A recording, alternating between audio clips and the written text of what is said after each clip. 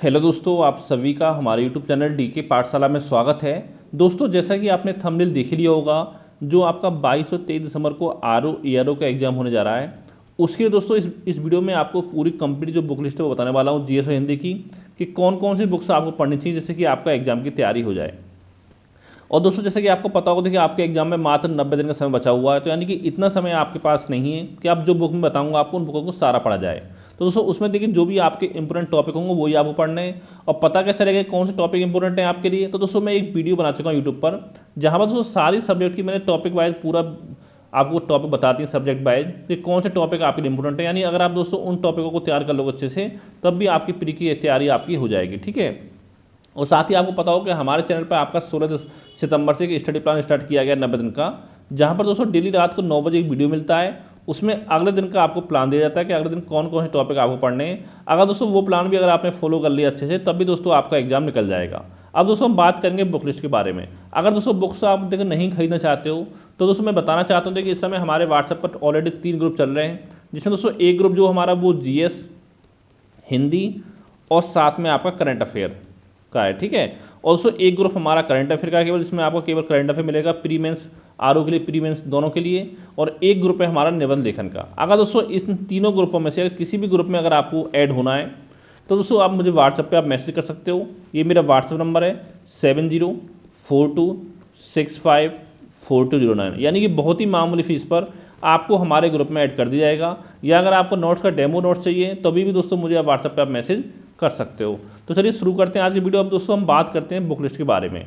सबसे पहले दोस्तों हम बात करेंगे आपका सामान्य हिंदी के बारे में। जैसे दोस्तों आपको पता होगा टोटल मिलाकर 6 टॉपिक आपके आते हैं हिंदी से प्री में। तो उसमें देखिए हम बात करें 6 टॉपिक कहाँ से पढ़ना चाहिए। तो दोस्तों पहले में देखिए जो मैंने आपको बुक बताई थी, 3 बुक बताई थी मैंने आपको। एक बताई थी आपकी हरदेव बहारी सर की बुक, ठीक है। एक बताई थी आपको वासुदेव नंदन सर की बुक, वासुदेव नंदन।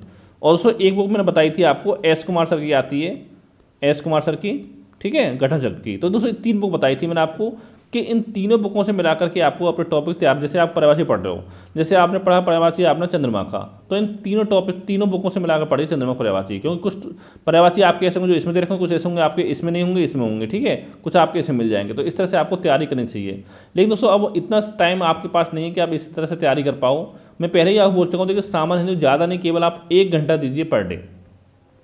तो दोस्तों देखिए अगर आप हमारे ग्रुप में जुड़े तो वहाँ पे पूरा मटेरियल आपको मिले, कोई दिक्कत नहीं है। अगर आप हमारे ग्रुप में नहीं जुड़े हो, तो दोस्तों एक बुक आपकी मार्केट में आती है डिकोड एग्जाम की, ठीक है, लगभग 150 रुपये के आसपास आपको मिल जाएगी। तो उस बुक को आप परचेज कर सकते हो। उसमें 6 टॉपिक आपको मिल जाएंगे, तो उससे भी आप चाहो तो तैयार कर सकते हो।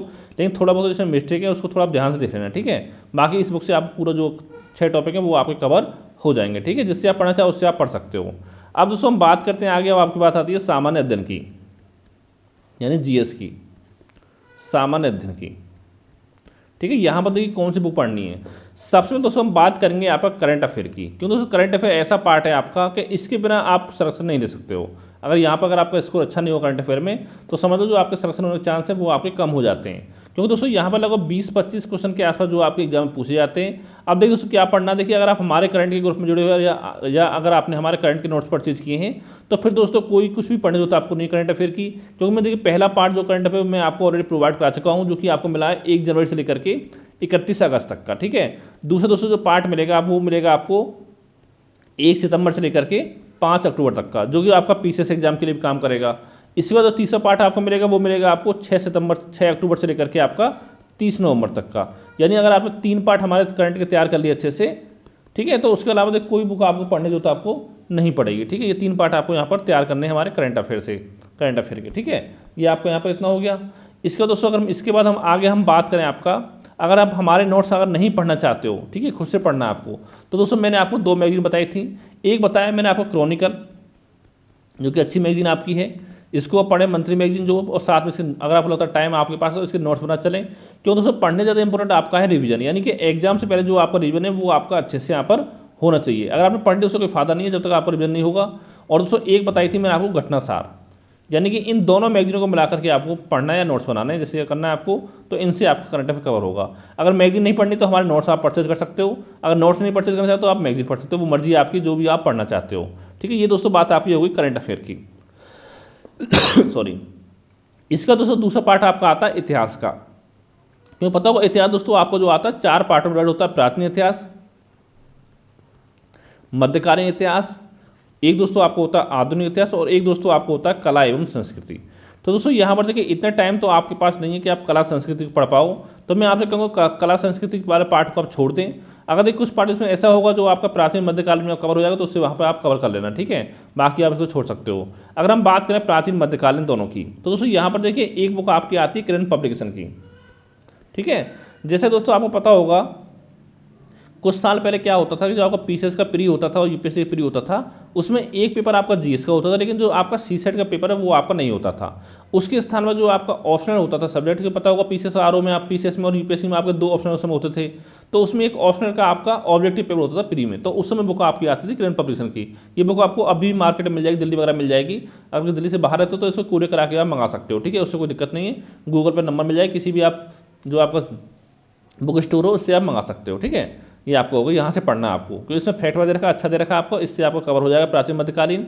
और अगर हम बात करें आधुनिक इतिहास की दोस्तों, इसके लिए पढ़ना आपको एस के पांडे सर की बुक पढ़नी है, क्योंकि दोस्तों जो आपका अरिहंत की बुक, सॉरी, जो आपकी स्पेक्ट्रम बुक आती है उसको पढ़ने का आपके पास टाइम नहीं है। अगर मान लो इस बुक को आप पहले पढ़ चुके हो स्पेक्ट्रम को, तो स्पेक्ट्रम पढ़ चुके हो तो पढ़ सकते हो। अगर नहीं पढ़ा पहले कभी स्पेक्ट्रम आपने, तो फिर आप स्पेक्ट्रम ना पढ़ें, क्योंकि इतना समय आपके पास नहीं है, आप एस के पांडे पढ़ें। और इसमें दोस्तों देखिए जो टॉपिक मैंने बताया आपको यूट्यूब पर एक वीडियो बनाया, उसमें उन्हीं टॉपिकों को पहले आप तैयार करें, ठीक है, उसका जो बाकी टॉपिक है उसके बाद उनको पढ़ना आप।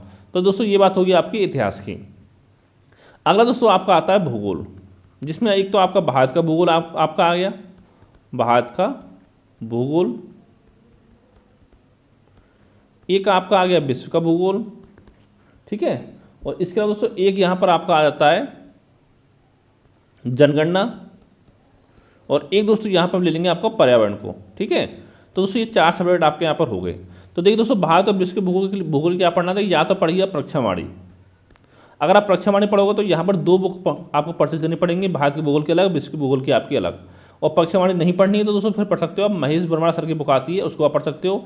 उससे फ़ायदा आपका ये होगा कि आपका एक ही बुक से काम चल जाएगा, ठीक है, आपको 2 बुक पढ़ने की तो आपको नहीं पड़ेगी।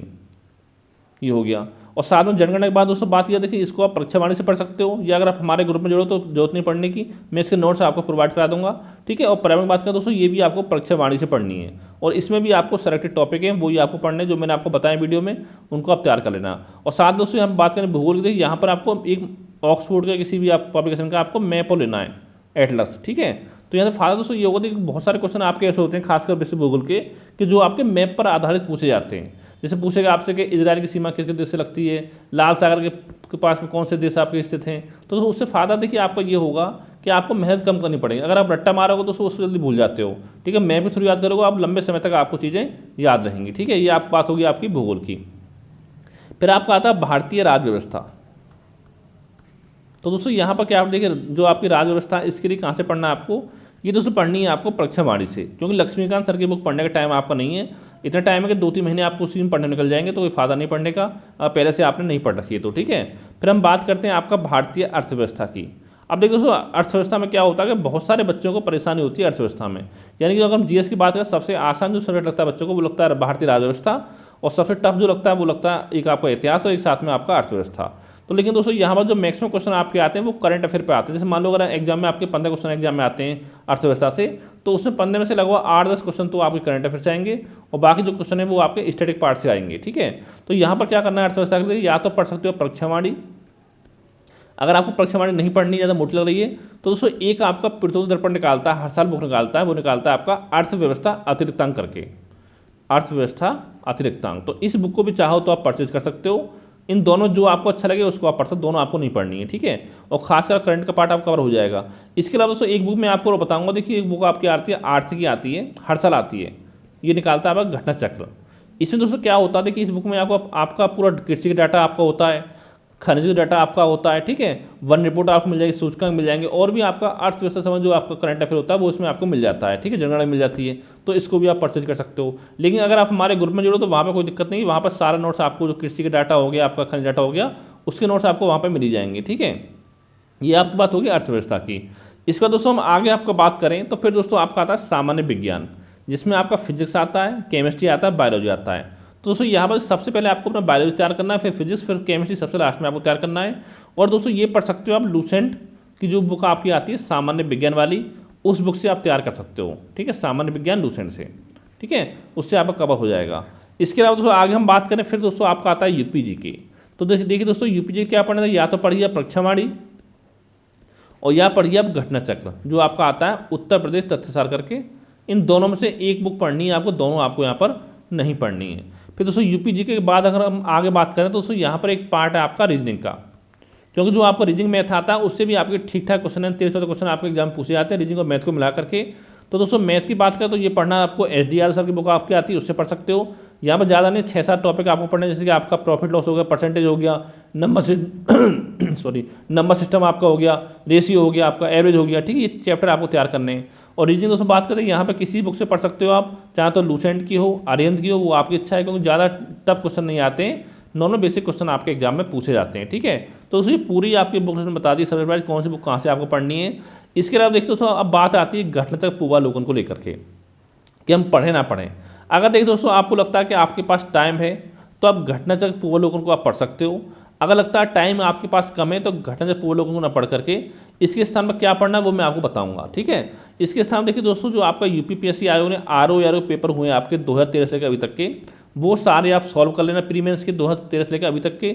और साथ में जो आपका यूपीपीसीएस के एग्जाम हुए हैं 2019 से लेकर अभी तक के, वो आप प्री के वो सारे सॉल्व कर लेना, ठीक है। इसके अलावा दोस्तों जो आपका यूपीपीएससी आयोग ने 2023 में और 24 में जो भी आपके एग्जाम कराएं उन सभी पेपरों को आप सॉल्व कर लेना, इतना काम आप कर लेना, ठीक है। और इसके अलावा दोस्तों आपको टेस्ट सीरीज, अगर आप घटनाचक्र पूर्वालोकन नहीं करते तो दोस्तों ये आप पेपर सॉल्व कर लो और साथ में आप टेस्ट सीरीज लगाओ, यानी कि 1 घंटा आपको जीएस के क्वेश्चन आपको सॉल्व करने हैं MCQ, चाहे तो घटनाचक्र पूर्वालोकन से करो, चाहे प्रीवियस क्वेश्चन से करो, चाहे आपका टेस्ट सीरीज से करो, ठीक है, वो आपकी मर्जी है।